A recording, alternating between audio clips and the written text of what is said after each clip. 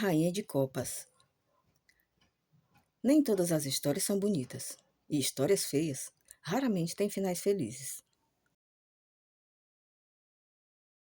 Lucas era um jogador compulsivo, afundado em dívidas, com homens perigosos. Um dia confessou à sua namorada, Elisa, que temia pela própria vida. Ela não sabia que o plano dele para escapar da dívida dependia dela. Tudo era uma questão de convencê-la a acompanhá-la àquela mesa de pôquer. Diante da situação dramática em que se encontrava o namorado, ela não hesitou em apoiá-lo, e na noite seguinte, estavam os dois em um lugar imundo onde a partida acontecia. Lucas respirava fundo, os dedos trêmulos apertando as cartas como se elas pudessem salvá-lo.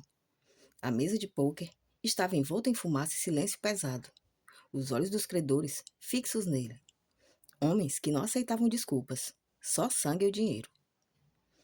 Tá tudo em jogo agora, garoto, murmurou o agiota mais velho, um sujeito de olhos mortiços chamado Cego.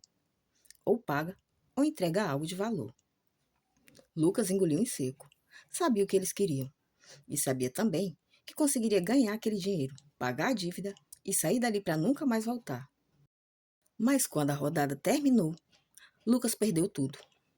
E num golpe de ironia cruel, os homens que deveriam matá-lo estranhamente o pouparam. Arrastaram as fichas da mesa com tranquilidade, como se de alguma maneira aquela terrível dívida estivesse paga. Lucas levantou-se com os olhos fixos no chão. Não se atrevia a encarar a namorada, enquanto ela, aflita, perguntava o que aconteceria com ele. Os homens também se levantaram, sorrisos tortos surgindo sob a luz mortiça do bar, mas não o seguiram. Ao contrário, rodearam Elisa, apreciando o prêmio que haviam acabado de conquistar na mesa de pôquer. Nesse instante, ela entendeu, tarde demais, que era ela o objeto da aposta. Lucas, o que você fez? Ele não respondeu. Só olhou para o chão quando ela tentou acompanhá-lo e 1000 braços a impediram de sair. Desesperada pelo contato forçado daquela horda de homens asquerosos, ela cuspiu na cara do mais perigoso entre eles. E, despeitado pela insolência, o agiota reagiu no mesmo instante. E um tiro ecoou na noite. Lucas aproveitou a confusão e escapuliu, desaparecendo nas sombras do submundo. Mas a morte não foi o fim para Elisa. Ela acordou no limbo entre a vida e a morte, sua alma consumida por uma sede de vingança que transcendia o humano. Elisa acordou em um lugar que não era nem vida e nem morte. Um salão de espelhos quebrados, onde seu reflexo se multiplicava em versões distorcidas, algumas chorando, outras rindo, mas todas com um enorme buraco de bala no peito. Foi então que surgiu uma voz, que era doce como mel envenenado. Elisa, poucos têm a chance de se vingar depois da morte. Mas você parece ter ódio suficiente. A entidade não tinha rosto, apenas um sorriso largo demais, cheio de dentes afiados e mãos que se alongavam como sombras. Não importa o que você queira em troca, Elisa declarou, sem hesitação. E aquele sorriso macabro, cheio de dentes, expandiu-se sumindo entre os espelhos. Em uma última frase, selou o trato. Assim seja. Portanto, Elisa aceitou. Quando voltou ao mundo dos vivos, seu coração não batia mais, mas sua sede de vingança queimava mais forte que nunca. Lucas imaginava que era um caso encerrado. Sumiu da Cidade Baixa, trocou de nome e passou a viver em um bordel imundo, onde o cheiro de suor e vinho mascarava seus terrores e culpas. Mas nunca haverá esconderijo no mundo onde protegesse da fúria dos mortos. Então, aquela casa começou a adoecer. Era uma noite comum de jogatinas, quando um homem foi encontrado aos berros no banheiro do bordel, arranhando o espelho embaçado com as unhas já em carne viva.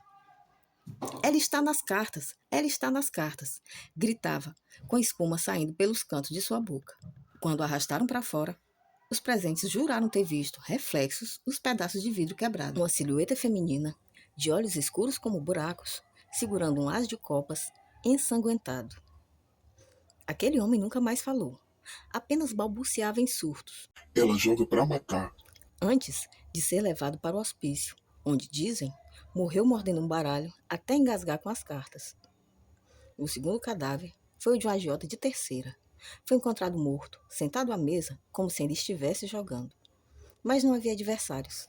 apenas um monte de cartas empilhadas à sua frente e sua boca dilacerada, inchada de papel. Quando o legista abriu seu estômago, encontrou 54 cartas de baralhas, todas manchadas pelo suco gástrico e sangue, e todas do naipe de copas. O mais macabro, a última carta, no fundo de sua garganta, era uma rainha de copas. O terceiro homem era o dono do bordel, onde Lucas se escondia. Um homem que não acreditava em fantasmas, só em dinheiro e bala. Até aquela noite. Os clientes ouviram gritos vindos do porão, onde o agiota de olhar mortiço guardava os barris de cachaça adulterada. Quando desceram, encontraram a porta coberta por cartas de baralho, coladas com a substância espessa e escura que escorria como melado. Dentro, a cena era impossível. Aquele homem implacável com quem ele devia estava pendurado no teto por correntes, mas não estava morto. Não ainda. Seu corpo havia sido aberto em partes precisas, como um animal esquartejado, mas seu coração ainda batia, exposto, amarrados por fios feitos de cartas de baralho retorcido. Na mesa à sua frente, um jogo solitário estava em andamento. As cartas se moviam sozinhas. Uma rainha de copas, um ás, um valete, e então a quarta carta virou-se, lentamente.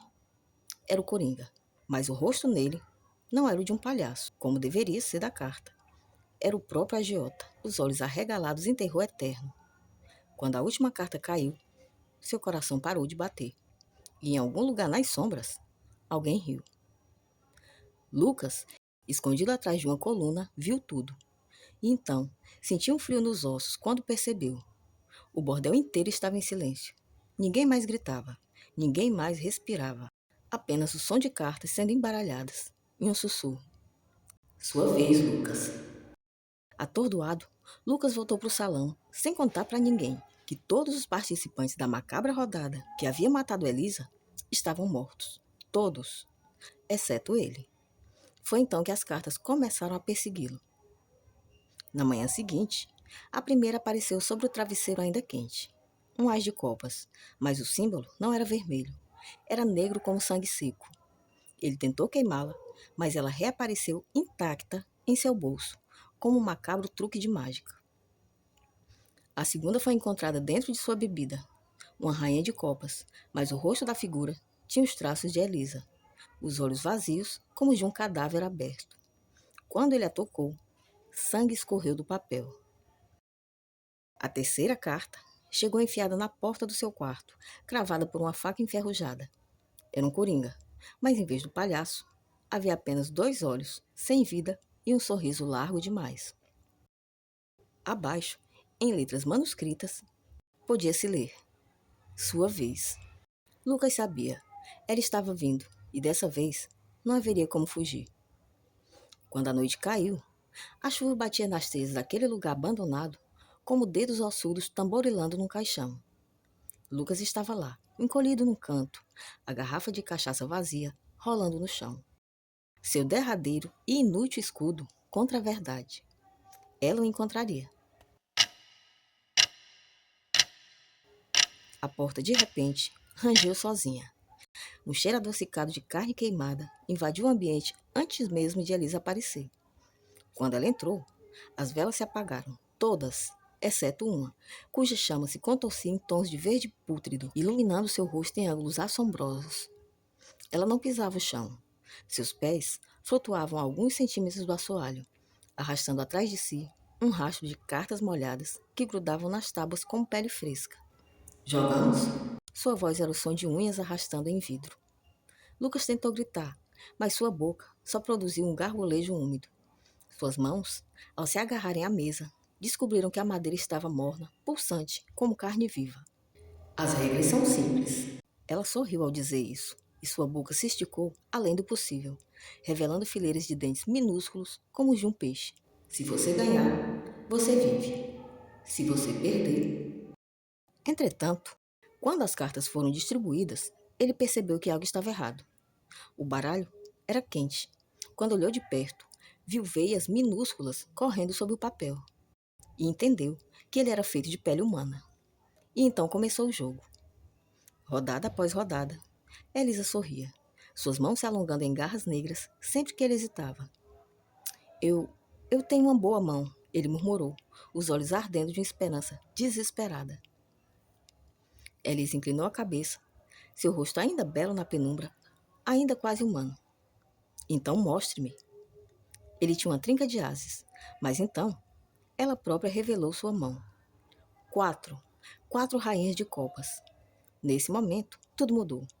Seus olhos, antes negros, começaram a verter um líquido espesso, escorrendo como tinta sobre suas faces pálidas. A pele ao redor de sua boca rachou, como porcelana sob pressão, revelando algo escuro e retorcido por trás. Lucas tentava recuar, mas a cadeira grudou em suas costas, as madeiras se transformando em dedos ossudos que prendiam naquele lugar. Você perdeu, disse ela hesitante, e o baralho em suas mãos começou a se mover sozinho, as cartas grudando em Lucas como sanguessugas. Ele gritou quando a primeira aderiu ao seu braço, fundindo-se à sua carne. Em pouco tempo, seu rosto estava sendo engolido, sua pele se desprendendo em tiras, que se transformavam em novas cartas. Lucas sentiu seu queixo se soltar com um estalo úmido. Não era um grito que saía de sua garganta. Eram cartas, dezenas de cartas minúsculas saindo em um jorro negro, enquanto sua pele começava a descamar em tiras que se transformavam em novas cartas e mais cartas. Quando acabou, só restou um baralho perfeito sobre a mesa, e um último suspiro abafado saindo de dentro dele. E ela riu, um som doce, quase gentil. Quase, amor, quase. O jogo havia acabado. Só restou uma pilha de cartas humanas pulsando sobre a mesa e 2 olhos esféricos rolando entre elas. Na porta, Elisa sumia na chuva, deixando para trás um as de copas flutuando em uma poça vermelha.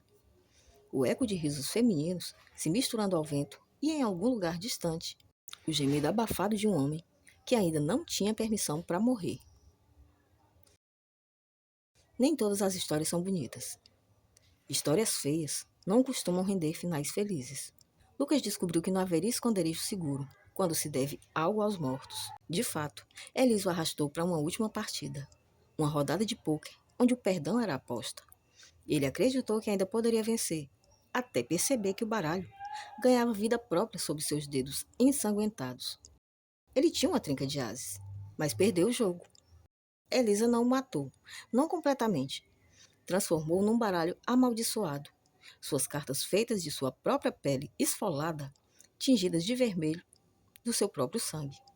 E ele ainda respirava, ainda sentia, mas não havia mais rosto nem identidade. Apenas um jogo perverso que nunca terminaria. Quando encontraram seus restos, os investigadores atribuíram o crime ao mundo brutal dos agiotas e jogadores. Ninguém suspeitaria da verdade, que Lucas havia se tornado parte do próprio baralho que o condenou. Em algum lugar nas mesas de pôquer clandestinas, um novo jogo começava. Às vezes, os jogadores juravam ouvir um gemido abafado quando alguém embaralhava as cartas. Os mais supersticiosos sussurravam sobre a mulher, que apareceria nas noites de lua cheia, sempre sentada no canto mais escuro. Ela não falava, ela não bebia, apenas jogava. E se alguém olhasse de perto, veria que as cartas em suas mãos não eram simplesmente de papel. Elas sangravam. Bom, gente, por hoje é isso. A nossa história está contada. Eu espero que vocês gostem, que continuem apoiando o canal. Eu aproveito para me desculpar por esse tempo de ausência. Eu tive uns probleminhas que eu precisei resolver. Então, eu realmente não pude contar as histórias durante esses últimos dias, como vocês devem ter percebido. De toda maneira, fico muito grata pelo apoio que vocês continuam dando para esse humilde canal e espero vê-los sempre por aqui. Então, um enorme abraço, obrigada pelo apoio e a gente se vê em torno da fogueira na nossa próxima história. Até lá!